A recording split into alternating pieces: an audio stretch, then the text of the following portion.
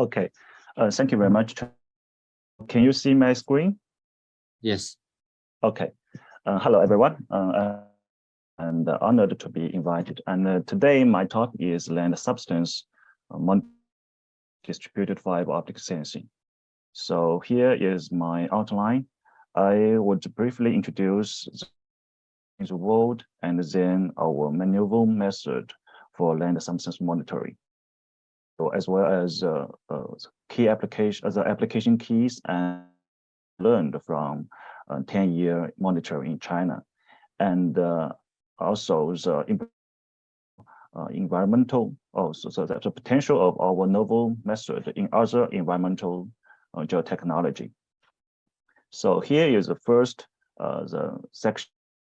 The land substance is a global phenomenon that drives from natural process, auto compaction and tectonic, as well as anthropogenic activities like groundwater, oil, and other fluids from the subsurface.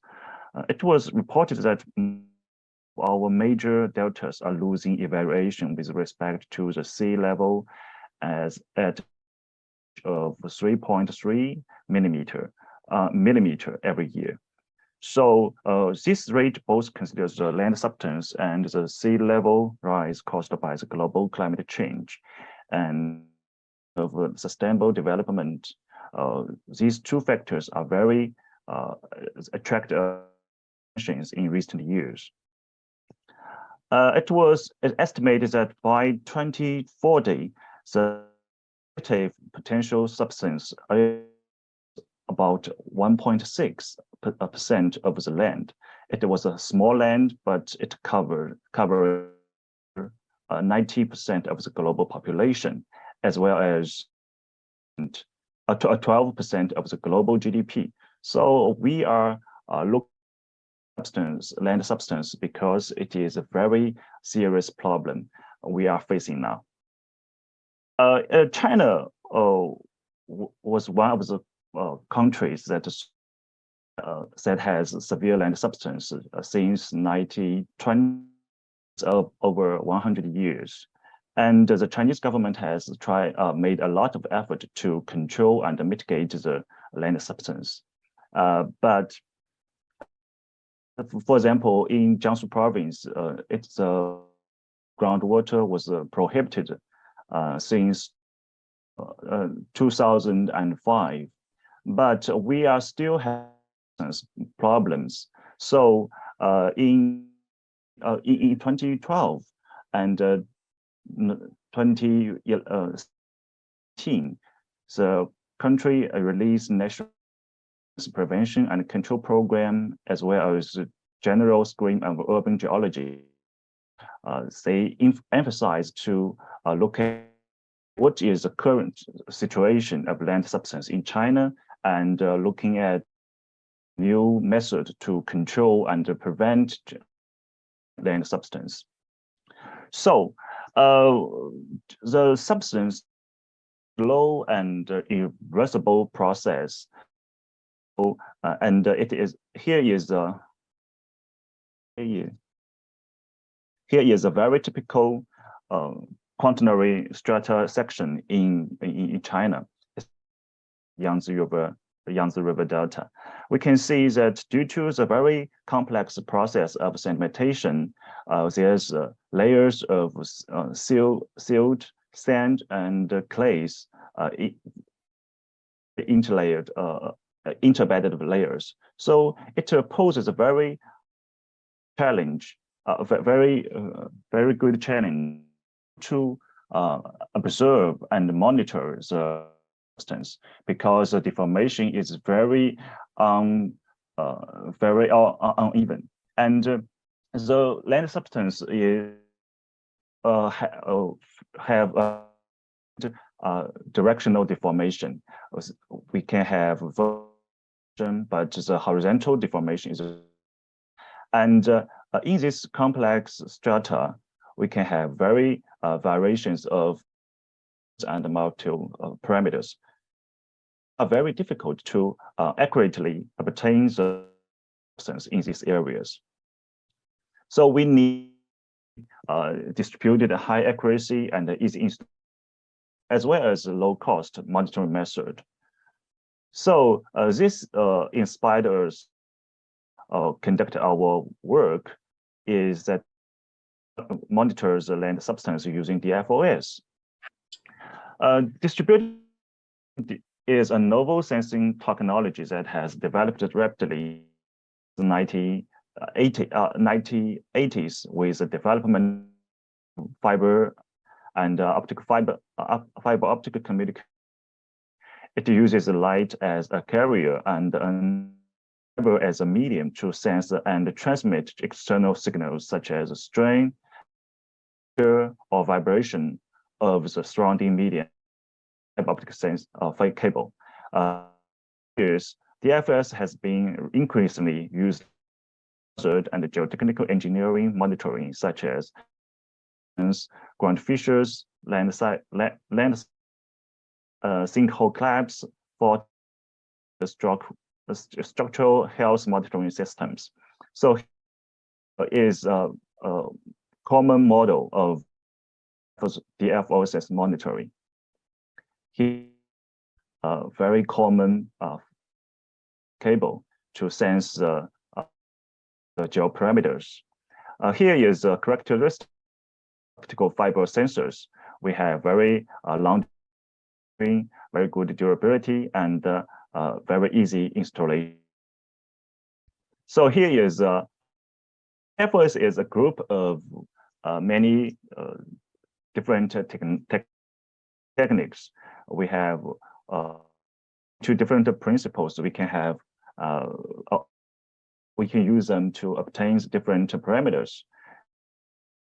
So here is the principle of the scattering monitoring techniques. When we have temperature rise, we have scattering of the change in signals intensity. And here we have the temperature have the response of the scattering.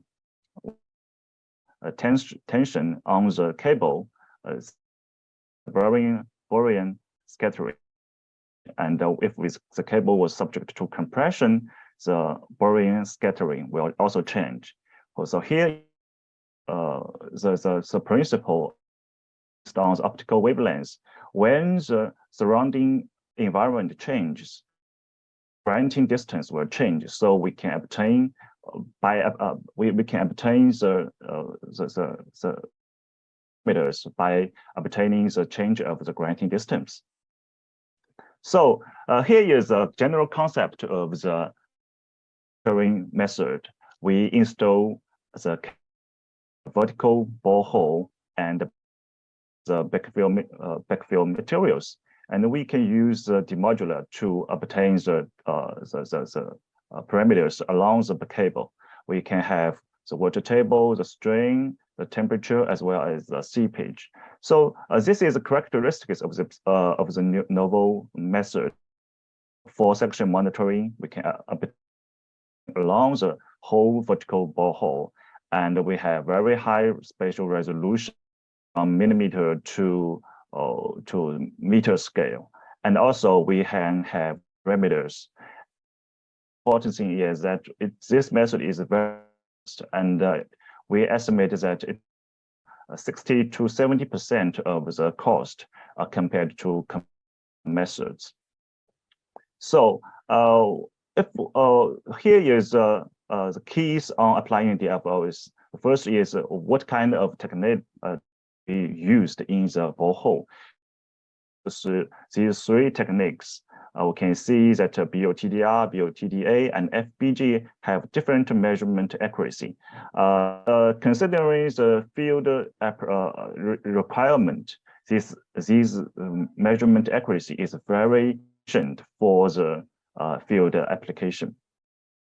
Is the characteristics of different techniques, and I would like to start because we can develop different cables and sensors for the sensing, and also look at the different backfilling materials. I'd like to skip this part because what the people most concerned about is how can we estimate or how can we obtain the deformation, real deformation by cable, since the properties of the cable and the soil are very different. So we carefully conducted a series of experiments and similar to look at the mechanical coupling behavior of the soil and the fiber optic cable.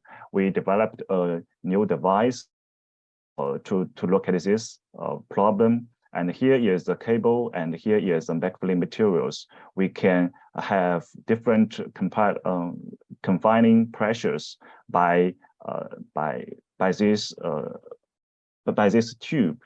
And here is a DEM numerical model. We're using this by DEM, which is developed by Professor Liu. And in this model, we have a very high amount of elements, over 20,000 elements. And this is so far the most elaborate model, and it can provide us very detailed results during the pour-out process. And here experiment, we can see that with development, with the increase of the confining pressure, we can have a very good coupling between the soil and the regardless of the materials, whether we use clay, soil, and the sand, we can have good coupling as long as the confining pressure is very.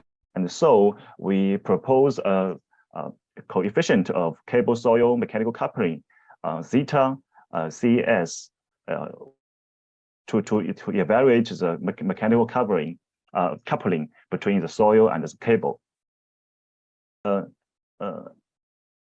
L0 is the embedded fiber cable, and strain max is the maximum progression length. So we can evaluate the mechanical coupling.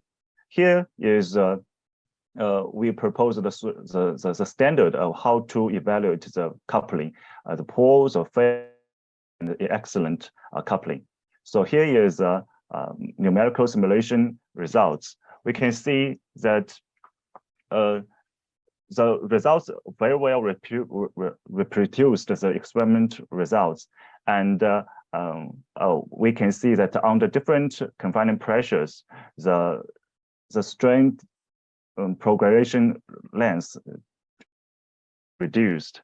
But different from the experiment, we can record the bound breakage between the two particles, so we can evaluate what is the real situation between the soil particles.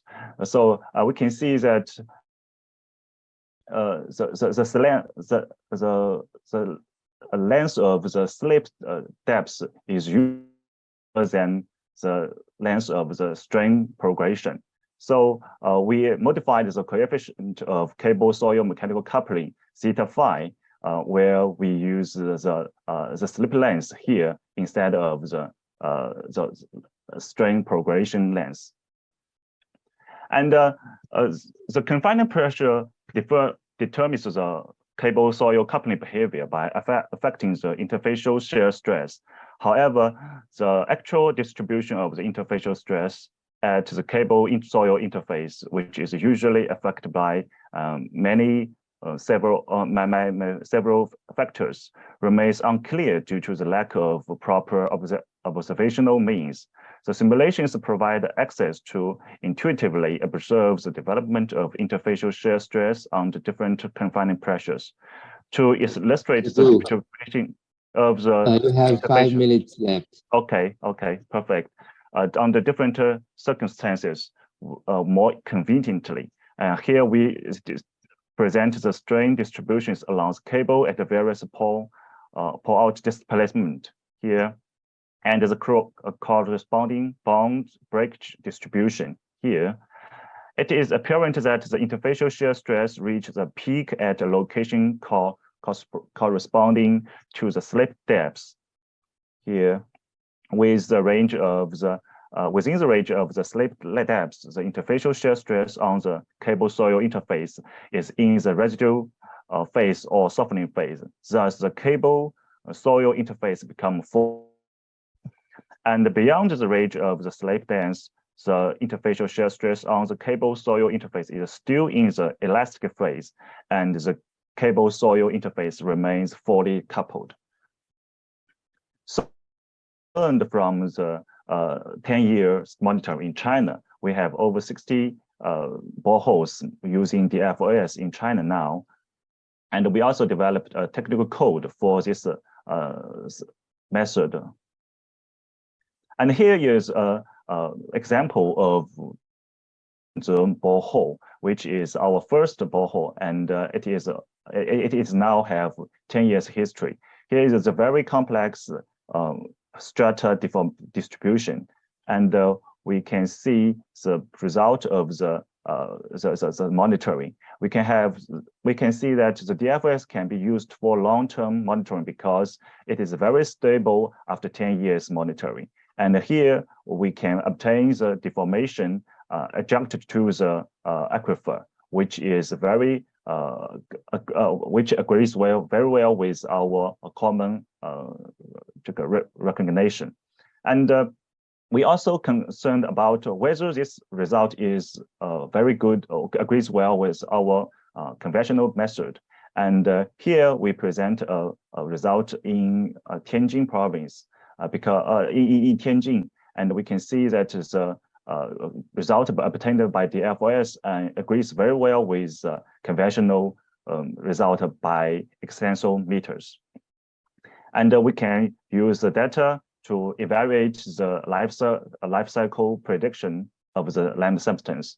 We can see that the whole process of the land substance, and we can also evaluate the total substance potential as well as the single layer